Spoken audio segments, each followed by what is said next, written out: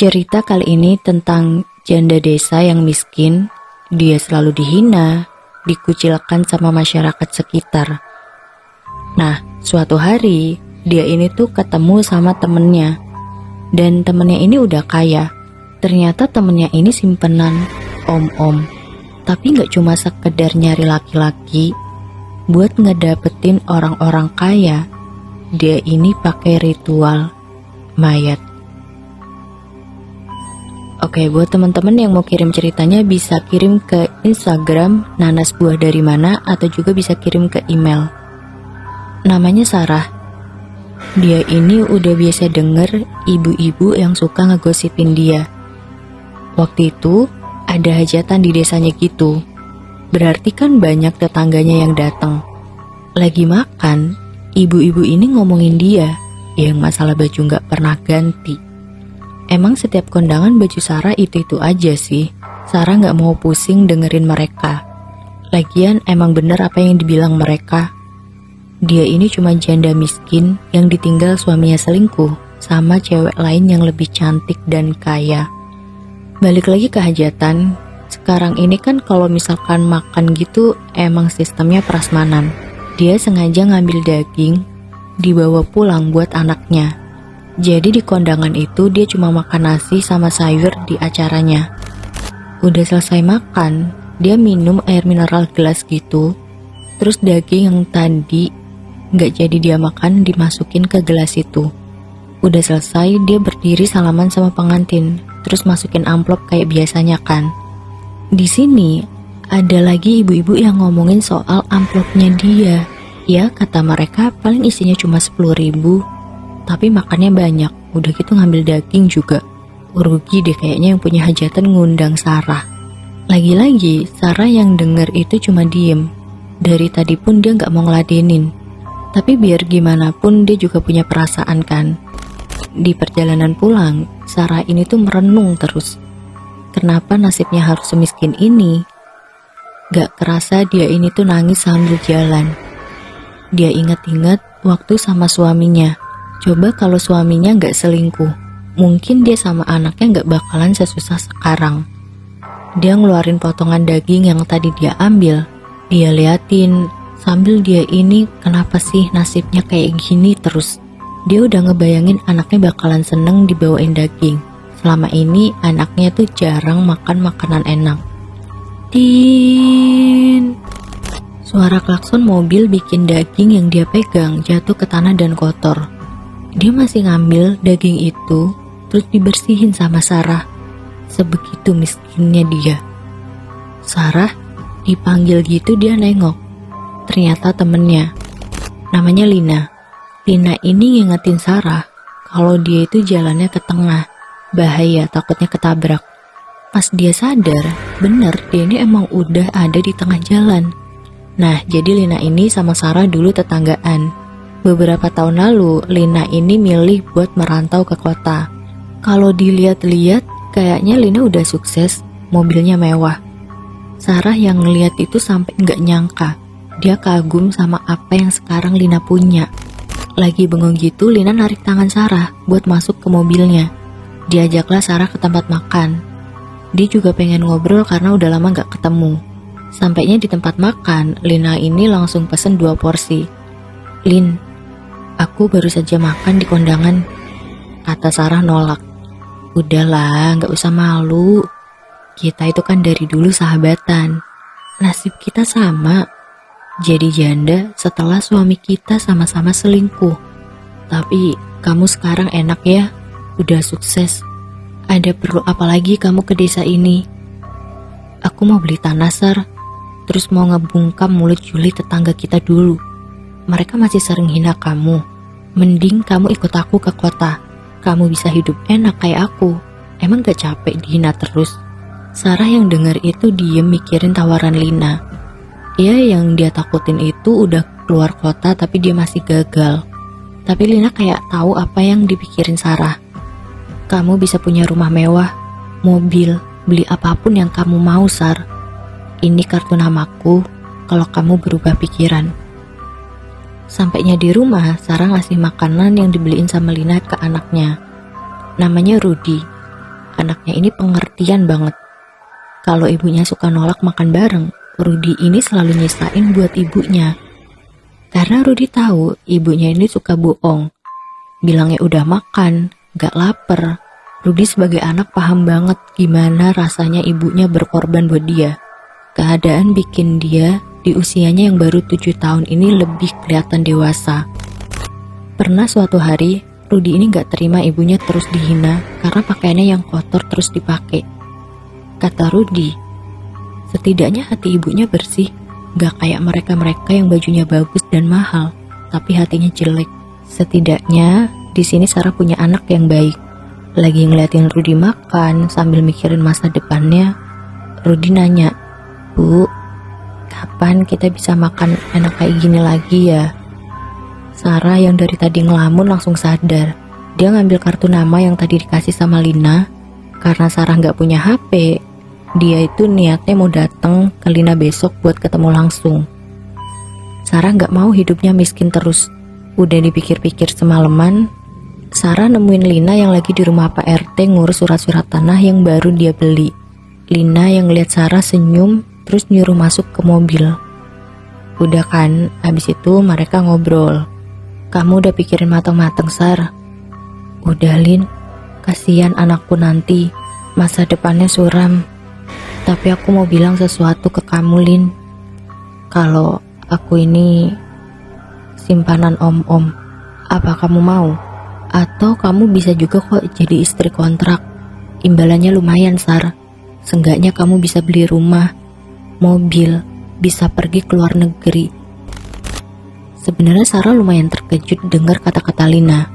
Tapi Lin, mana ada laki-laki yang mau sama janda anak satu kayak aku gini? Mana tampilanku lusuh? Kalau soal itu gampang. Aku bisa bikin kamu menggoda, asal kamu nurut sama aku. Gimana caranya, Lin?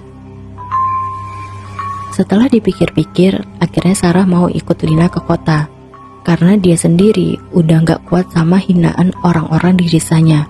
Walaupun jadi istri simpanan, tapi dia lebih milih jalan yang gak benar itu. 2 hari lagi mereka bakalan berangkat. Sambil nunggu Lina, Sarah ini jualan di pasar buat kebutuhan. Jualan Sarah sendiri itu kangkung liar yang dia ambil dari sawah orang lain buat dijual lagi di pasar. Lagi jualan keliling nawarin ke orang-orang, ada kakek tua yang ngeborong sayuran Sarah. Sarah seneng kan, sayurannya ini habis. Pas kakek ini ngasih duitnya ke Sarah, omongan kakek ini itu kelihatan aneh. "Hati-hati, Nak. Tidak semua bisa dibeli dengan uang. Pikirkan lagi keputusanmu." Abis ngomong kayak gitu, kakek ini pergi sambil ngasih duit 100 ribuan. Padahal harga sayurnya gak semahal itu. Niatnya mau ngasih kembalian. Sarah ini nyari kakek-kakek yang tadi ngasih duit ke dia, tapi udah gak ada. Kayaknya gak mungkin gak sih kakek itu perginya cepet, soalnya udah tua banget. Udah gitu kakek ini tuh pakai tongkat bambu. Sarah di situ diem sebentar mikirin omongan si kakek. Ya, kenapa kakek itu bisa tahu? Apa maksudnya dia ngomong ada bayangan hitam di badan Sarah? Sarah pikir itu cuma kebetulan. 2 hari kemudian, Sarah pergi ke kota sama Lina. Sepanjang perjalanan, Sarah cuma diem sampai mereka ini udah ada di rumah warna putih yang gede banget. Pas berhenti depan rumah, Sarah ini gak berhenti ngeliat rumah mewah yang bikin dia kagum. "Kalian istirahat aja dulu, Sar. Besok kita pergi ke suatu tempat." "Oke, Lin, aku istirahat duluan. Capek banget seharian di mobil." Akhirnya Sarah sama anaknya ini kan tidur di kamarnya. Lagi tidur, Sarah mimpi ketemu sama kakek yang dia temui di pasar. Kakek itu bilang gini, "Jangan, Nak, kasihan anakmu. Tolong pikirkan lagi." Tapi di mimpi itu, pas Sarah ini nanya, kakek itu gak ngejawab, malah pergi ngejauh. Sampai Lina ini kebangun teriak-teriak manggil kakek itu. Pas dia lihat jam, ternyata udah jam 10 malam. Dia ngeliat anaknya ini masih tidur pulas. Jalanlah Sarah keluar kamar. Pas lewat depan kamar Lina, dia itu denger Lina lagi ngobrol sama orang. Tapi siapa malam-malam gini bertamu di rumah Lina? Sarah kira emang ada tamu. Karena lapar, dia ini jalan ke dapur. Di dapur nggak ada apa-apa. Ya udah kan, dia milih buat minum air putih dan ngambil di dalam kulkas. Tapi ada orang yang nepuk pundak Sarah. Panggilannya Mbok Nur, pembantu di rumah Lina. Mbok Nur nyiapin mie rebus buat Sarah. Sarah nanya apa ada tamu yang datang malam-malam gini di kamar Lina. Tapi kata Mbok Nur, malam ini gak ada yang datang. Atau mungkin Sarah emang salah denger. Udah kenyang, Sarah pamit balik ke kamarnya.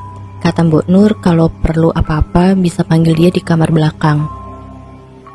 Besok paginya Lina buru-buru ngajak Sarah pergi.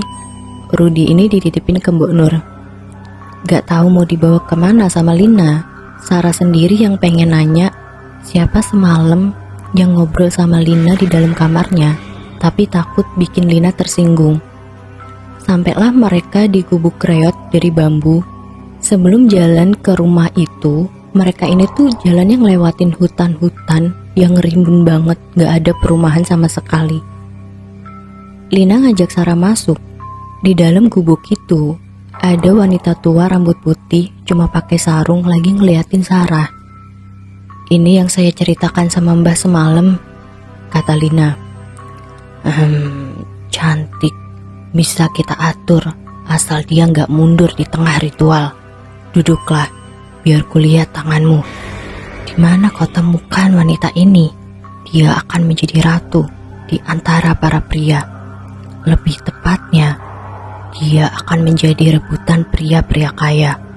Apa kau sanggup dengan ritualnya?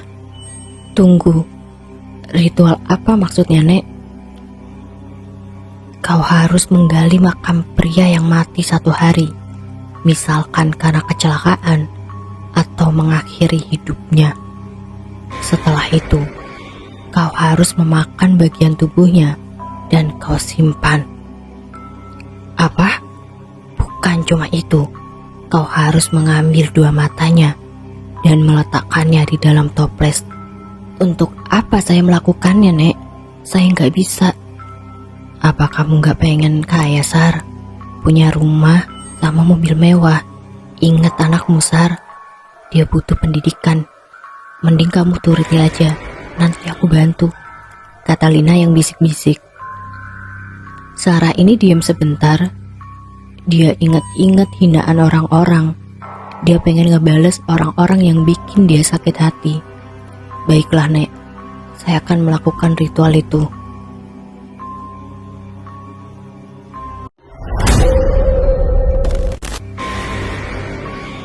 Nay, ada cerita menarik nih dari Miwa. Kejadian ini tuh di Aceh.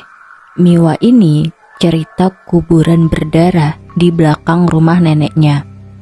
Ini seru banget sih, serem, dan ada beberapa versi dari cerita orang-orang sekitar sama neneknya sendiri. Kita sebut aja Kira.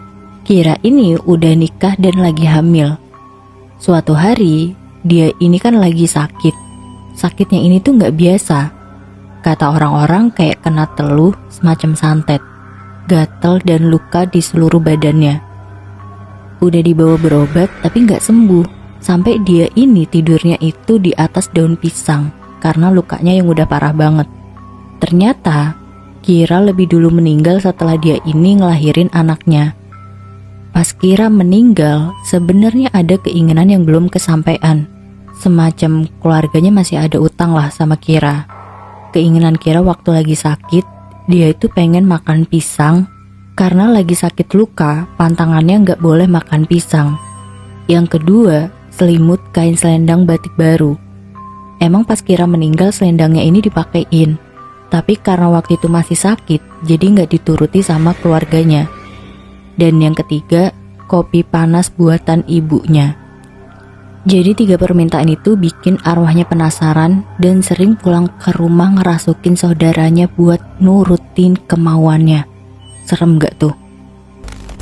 Yang lebih sakit, suaminya nikah sama saudara kandungnya setelah 40 hari Kira meninggal. baru 40 hari. Rumah Kira satu kampung sama neneknya Miwa. Kenapa dikuburkan di belakang rumah neneknya? Karena ada tanah keluarga Kira di belakang rumah neneknya Miwa ini. Setiap malam, suara-suara tangisan kedengeran di belakang rumah nenek Miwa sampai jalanan arah rumah Kira. Tapi biarpun begitu, wujudnya gak pernah kelihatan. Awalnya Miwa sendiri gak percaya sama cerita-cerita yang kayak gitu. Karena orang yang meninggal gak ada hubungannya sama orang-orang yang masih hidup. Sampai suatu hari, entah keluarganya lupa atau gimana, kuburan Kira ini gak pernah dibersihin. Nah, neneknya Miwa kan suka bakar sampah di deket kuburan. Sampai 3 malam berturut-turut, sosok Kira datang ke rumah Miwa tengah malam. Kira yang ada di situ, yang lagi di rumah neneknya itu dengar sendiri. Setelah dengar itu, Miwa baru percaya. Kejadian-kejadian aneh mulai dirasain orang-orang dari kuburan itu. Setelah beberapa hari nih, anaknya yang baru lahir ikut meninggal dan dikuburkan di atas makam ibunya, yang orang-orang situ sebut kuburan burung tujoh atau kuburan kuntilanak. Waktu itu Miwa masih gadis. Hari itu, dalam keadaan haid, Miwa ini mau ngambil daun pisang buat ngebungkus makanan, ngelewatin kuburan Kira, dan dia ini gak sengaja ngelangkahin ujung kuburannya. Lebih tepatnya mungkin pas di kepalanya gitu. Udah selesai ngambil daun pisang, Miwa pulang ke rumah. Karena Miwa pikir kan gak sengaja, ya udahlah gak apa-apa kali ya. Sampainya di rumah, Miwa ini tuh bilang ke bibinya, perasaan cuma ngambil daun pisang, tapi kok rasanya capek banget ya. Bibinya ini gak langsung ngejawab, tapi malah merhatiin darah yang netes di bawah kursi yang lagi Miwa duduki. Makin lama darah itu makin banyak. Terus bibinya ini kan nanya, kakak haid. Percaya atau enggak, kayak enggak mungkin itu darah haidnya Miwa. Miwa sendiri kayak orang gak sadar. Miwa yang lihat sendiri tuh hampir pingsan. Bibinya juga langsung minta tolong ke orang-orang yang ada di rumah. Karena dengar teriakan bibi Miwa, tetangga itu pada datang ke rumah, nanyain ada apa. Di zaman itu kan belum ada dokter yang deket. Biasanya tuh emang orang-orang sekitar pakai dukun. Si dukun ini nanya, abis dari mana kok bisa sampai kayak gini? Diceritain sama bibinya Miwa kalau abis ngambil daun pisang. Pulang-pulang ngeluh capek. Ngambil daunnya itu di deket kuburan belakang rumah neneknya Miwa. Kata dukunnya ada hubungan sama penghuni kubur. Pas Miwa sadar, dia mulai ditanya sebelumnya apa nih yang dilakuin Miwa. Kata Miwa, dia ini ngelewatin kuburan. Pas udah deket sama kepala kuburannya yang tadi aku bilang, gak sengaja dia ini tuh ngelangkahin kuburannya. Mak dukun bilang, lain kali jangan ngelangkahi kuburan siapapun. Setelah kejadian itu, neneknya Miwa sering ngingetin tentang kuburan yang ada di belakang rumah. Sebenarnya, kuburan itu sendiri sering dilewatin warga kampung buat jalan ke kebun atau sawah. Setelah beberapa minggu, ada musibah yang terjadi ke keluarganya Kira. Salah satu keluarganya ini meninggal. Yaudah kan, orang-orang pada melayat, termasuk keluarganya Miwa. Sampainya di rumah duka, ada kejadian gak terduga sampai bikin orang-orang ini panik. Gimana enggak? Orang-orang lagi pada sibuk ngurusin mayatnya. Ada salah satu saudaranya itu kemasukan arwahnya Kira. Saudaranya ini tuh jatuh, terus pingsan. Diangkat kan, dibawa ke tempat tidur di kamarnya. Pas udah ditaruh gitu, saudaranya ini bangun, tapi matanya tuh masih merem gitu. Terus ngomong yang suaranya tuh gak asing. Suara Kira. Didatengin lah orang pintar. Ditanya-tanya gitu, ternyata Kira ini mau pulang ke rumahnya karena masih pengen sama 3 permintaan yang dia minta waktu masih hidup dan belum sempat dikasih. Ya udah nih, akhirnya keluarganya nuruti apa yang dimau sama Kira. Habis itu arwah Kira keluar dan saudaranya ini pingsan. Habis kejadian itu, kabar soal Kira ini sebenarnya udah jarang kedengeran. Arwah dan tangisannya udah mulai jarang. Selang beberapa tahun, akhirnya kan Miwa nikah dan punya anak. Tapi anaknya ini tuh agak nggak normal. Kepalanya lebih gede daripada badannya. Rumornya ada yang nuduh mertua Miwa ini punya peliharaan semacam kuntilanak. Kalau ditanya buat apa, kata orang-orang sih buat kekayaan atau penglaris usaha. Miwa nikah dan jadi istri kedua dari juragan sapi.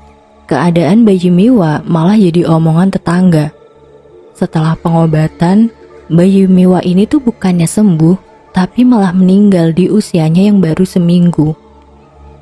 Ya udah kan, singkat cerita, akhirnya Miwa hamil lagi. Karena trauma sama kehamilan pertama, Miwa ini mutusin buat lahiran di rumah mertuanya. Tapi hal yang sama juga terjadi, bayinya gak normal dan meninggal. Sampai Miwa ini hamil di anak ketiga, keadaan bayinya masih sama. Ada salah satu tetangga Miwa yang bilang kalau anak yang dilahirkan itu khusus buat tumbal kuntilanak yang dipelihara mertuanya.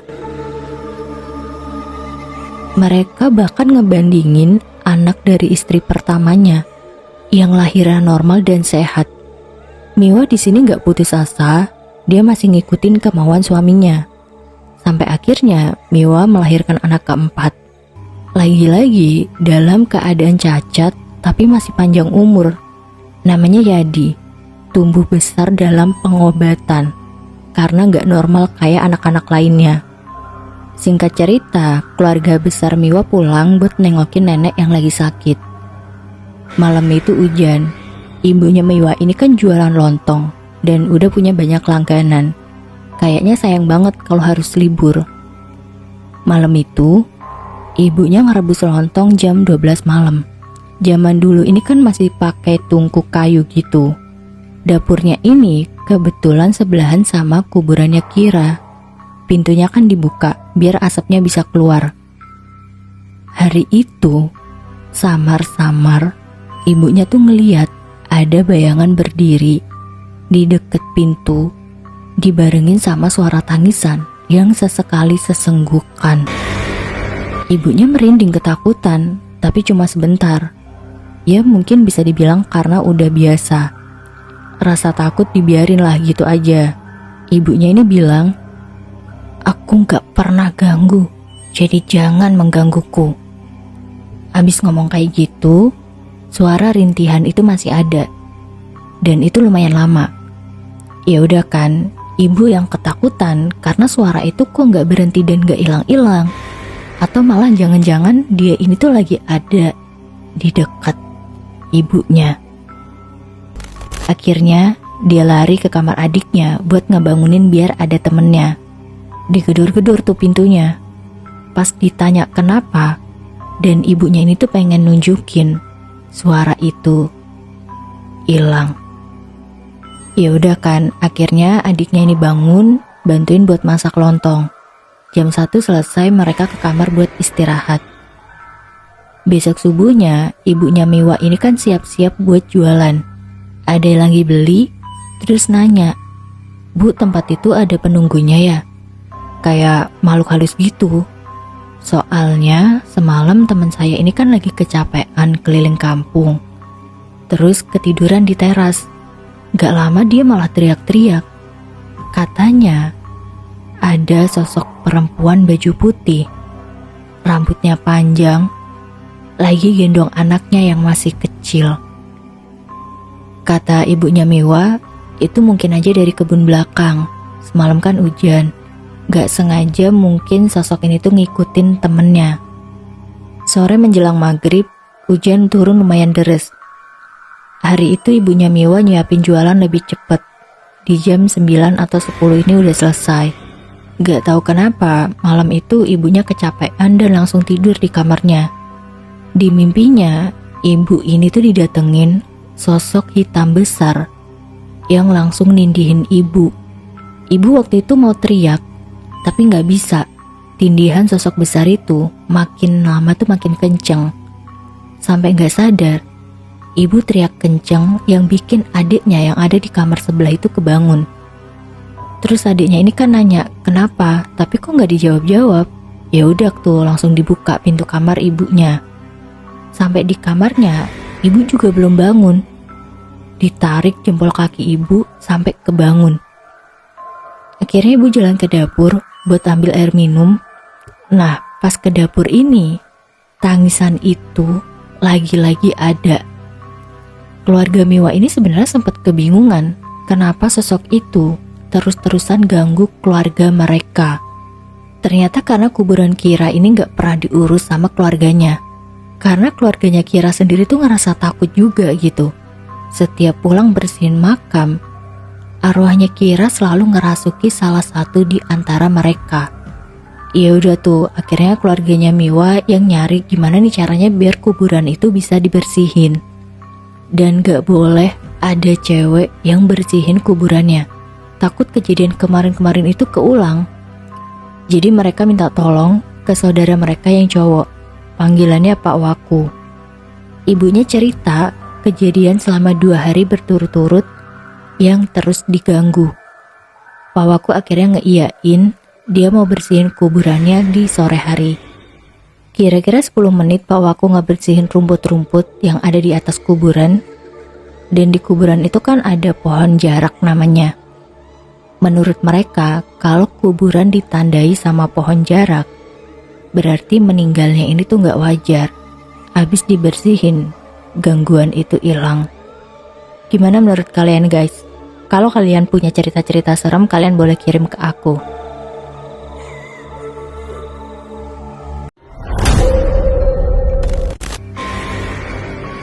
Ri, kamu kenapa?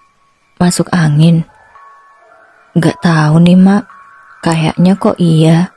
Lestari yang baru saja memuntahkan isi perutnya terlihat begitu lemas, sembari memegang tengkuknya. Kita ke mantri saja Nduk, ajak Mas Kana, sang ibu yang kini terlihat panik. Namanya Lestari, gadis desa yang berusia 18 tahun itu, hanya mengangguk. Ya sudah, nanti biar bapak yang izin ke mandor pabrik Nduk, sahut Parjo begitu mengetahui putrinya tengah sakit. Gadis berambut panjang yang kini memakai setelan rok dengan atasan kaos itu hanya mengangguk pasrah, lalu bersiap untuk ke mantri terdekat guna memeriksa keadaannya. Bersama sang ibu, Lestari berjalan kaki menuju tempat praktik mantri terdekat. Tak butuh waktu lama, mereka telah sampai di muka rumah mantri yang kini sudah buka. Keadaan klinik yang sepi membuat kedua wanita itu masuk dengan leluasa. Keduanya disambut oleh pemilik klinik yang notabene adalah tetangganya mereka sendiri.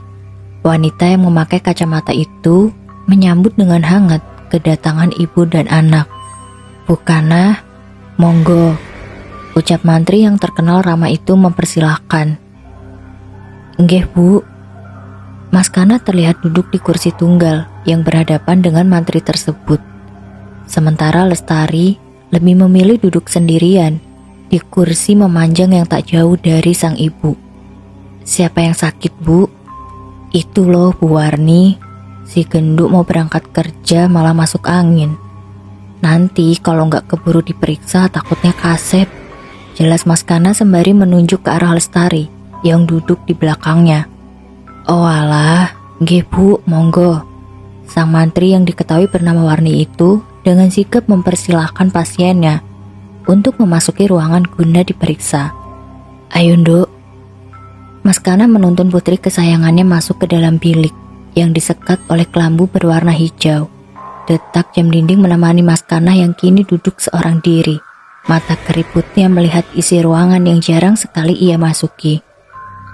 Selang beberapa menit, pasien yang terlebih dulu keluar dari bilik barulah disusul dengan mantrinya. "Mak," ucap gadis itu penuh arti. "Kenapa, Ri?" "Jadi begini bukanlah," sahut Warni seraya berdeham, seolah mantri itu ingin menjelaskan suatu hal yang begitu mendesak. "Nggih Bu." Mas Kana dengan cepat mengalihkan pandangannya ke arah sang mantri. "Lestari hamil bukanlah?"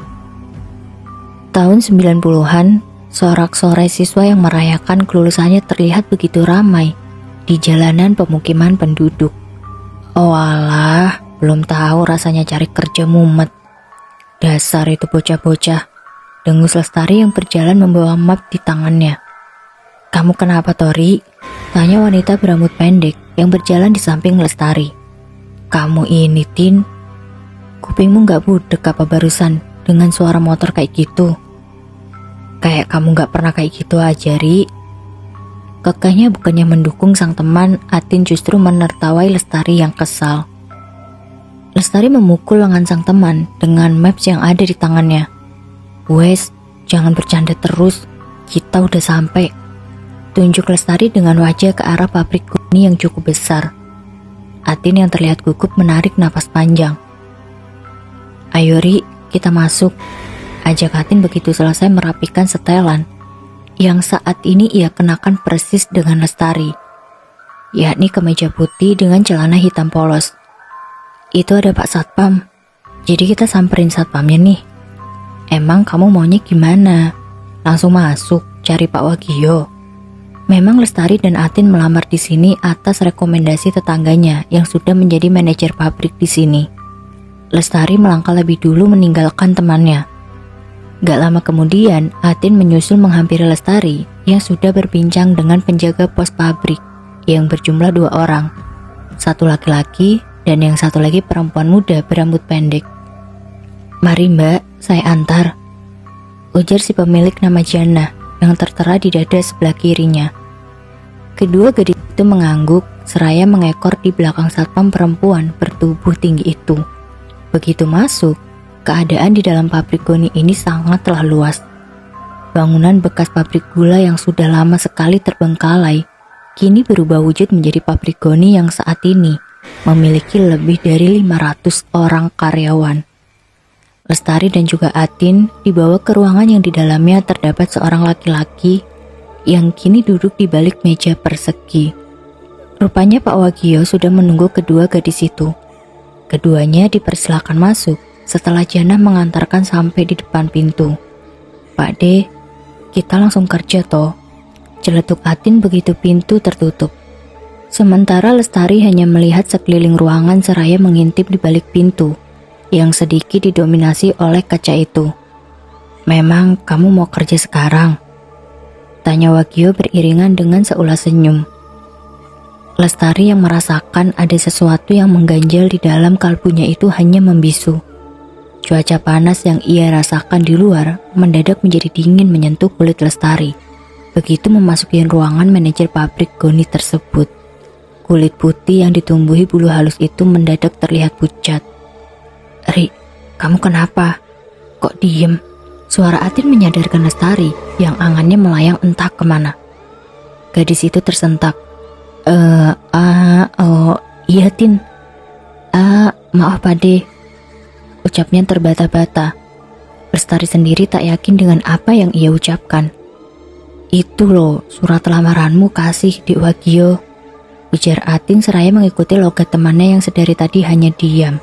Sementara laki-laki berkepala pelontos itu hanya tersenyum melihat tingkah kedua anak temannya itu. Ini Pak De, surat lamaran milik Lestari. Gadis itu menyodorkan maps yang ia dekap dengan lama ke meja persegi yang juga banyak kertas-kertas di sana. Iya Lestari, besok kalian sudah bisa mulai kerja di sini. Pungkas Wagio. Kita ada di bagian apa ya De? Lestari menanyakan posisi di mana besok ia akan bekerja di pabrik. Iya, Atin juga belum tahu nih. Besok kalian bisa mulai dengan memilih serat yang akan dipakai untuk karung goninya. Selebihnya nanti kalian akan diawasi, lalu akan ditaruh di bidang yang mana. Terang Wagio. Kemudian laki-laki parubaya yang berusia sepantaran dengan orang tua kedua gadis itu bangkit dari kursi tunggal yang ia duduki. Mau keliling melihat pabrik?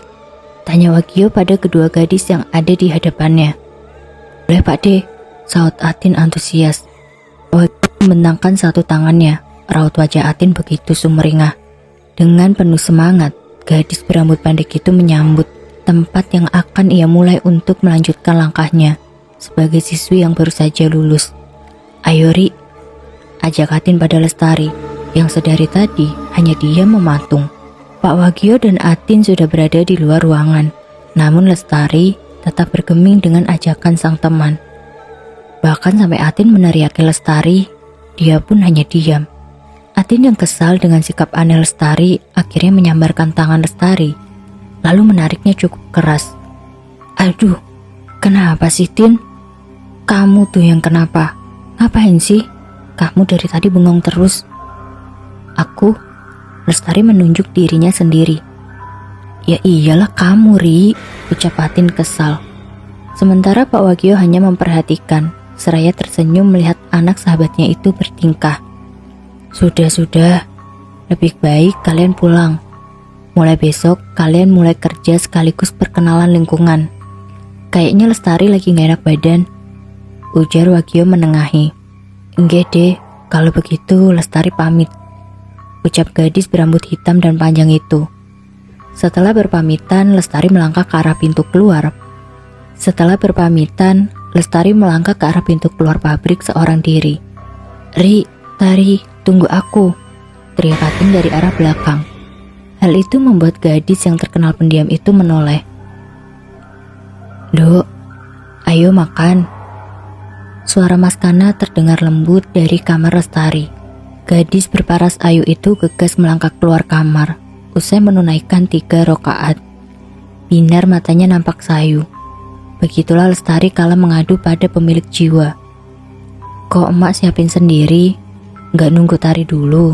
Bapak mana, mak?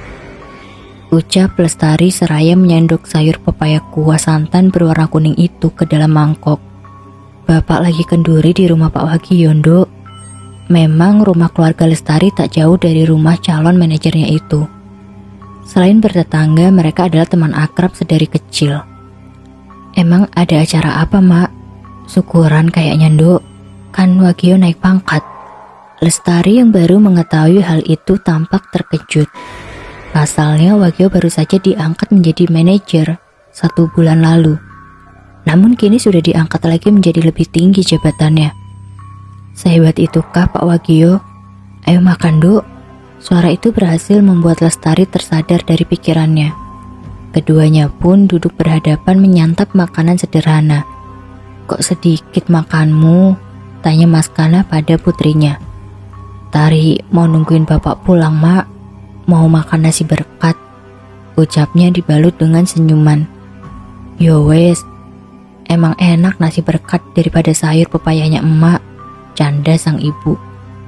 Bukan gitu, mak. Tapi ya, emang gitu. Keduanya pun saling tertawa.